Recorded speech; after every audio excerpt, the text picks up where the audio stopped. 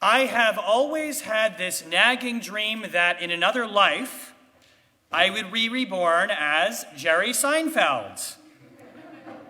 Not only because of all the cars he owns and the coffee he gets to drink, but because I've always wanted to do stand-up comedy. I envy his comedic timing. My wife tells me I don't quite have his sense of humor, but this Shabbat I do have an audience. And so this morning I am going to channel my inner Jerry Seinfeld and ask,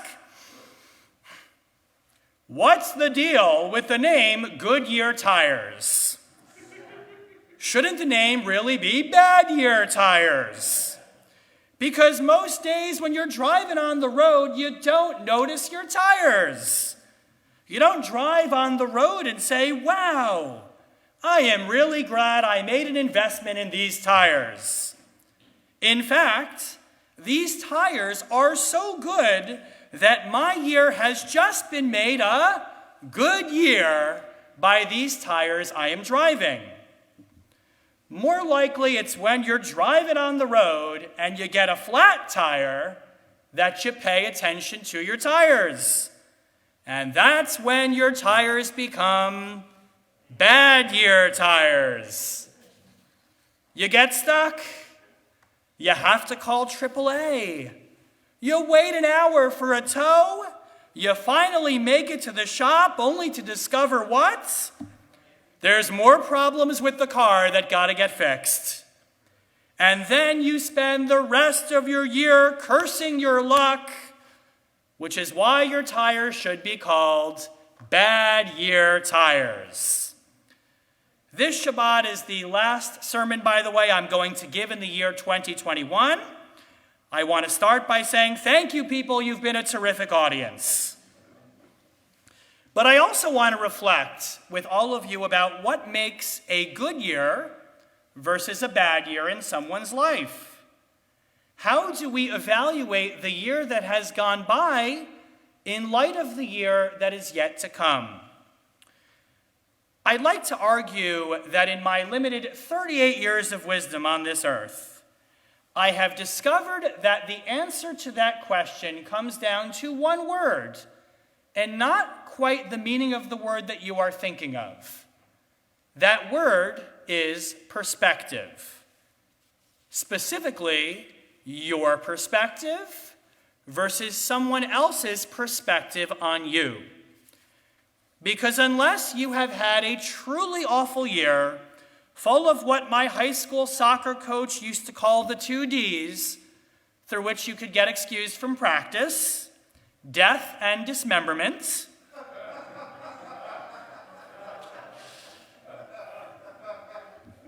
he was quite a character. Your year was probably not as bad as you thought it was. Despite the COVID and the quarantining and the inflation, your life, friends, was probably and is probably pretty good. And here's why. Most of the days when you're traveling on the road, you don't notice your Goodyear tires. You just drive. Things are fine. And then you get a flat tire. And things are not. And then human nature kicks in and tells us that we have to spend the rest of that year focusing on your flat tire, on your bad year tires, rather than your good ones. However, if you were to look at your own life or your year through the perspective of someone else in the world, I'll bet you would say that your year was not as bad as you possibly think it is. And people might even envy you for what you have versus what they do not. I'll admit to you that I used to be that way. I used to view my life that way until it was about a year ago. Marty and Aram, our head of facilities, and I were standing in the lobby. We were talking about pandemic protocols, and Aram said to me, you know what? I've been thinking about it. It's a really good time to be Rabbi Dorsch.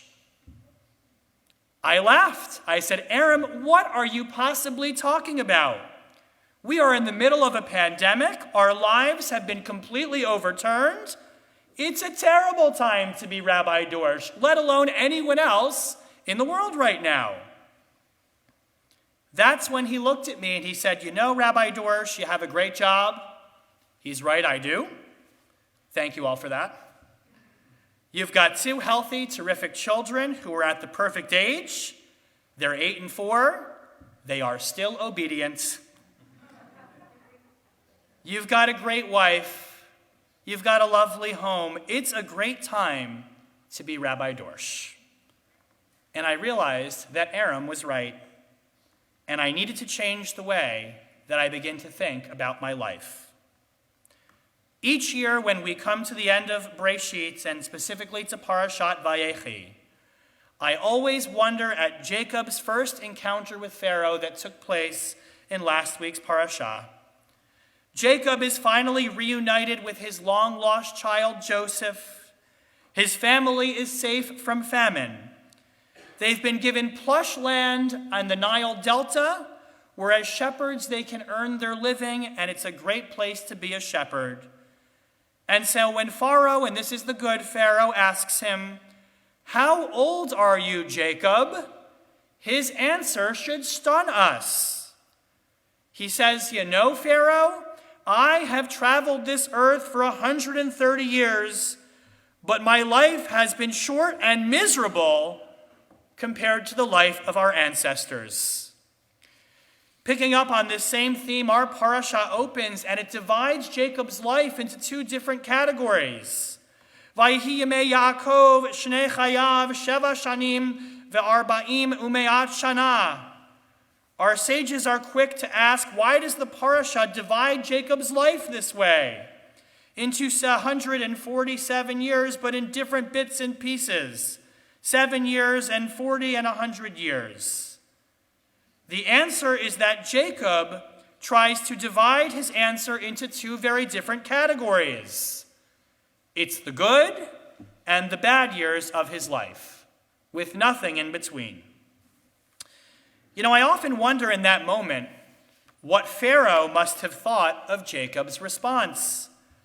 Or for that matter, what do we as readers think of Jacob's response? We know his life wasn't always easy. But what kind of meshuggah focuses on all the bad when things are about to be good for them in their life? We should marvel at Jacob's ability to dissect and divide his life that way into good year tires and bad year tires, especially given what I pointed out is about to be his upward trajectory. Jacob's about to live out his golden years in plush retirement.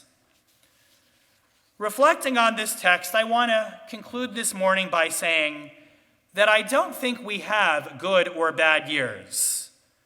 What I've learned is we only have good or bad perspective and our ability to determine how we look at any given situation. The great psychologist Viktor Frankl, who survived Auschwitz, argued that even in the worst of circumstances, no one can take away from you your ability to view a given situation the way you want to view it. The great philosopher, poet Henry David Thoreau once said something similar. He argued that life is not about what we look at that matters, it is what we choose to see. Right now, guys, life is not easy. We know this.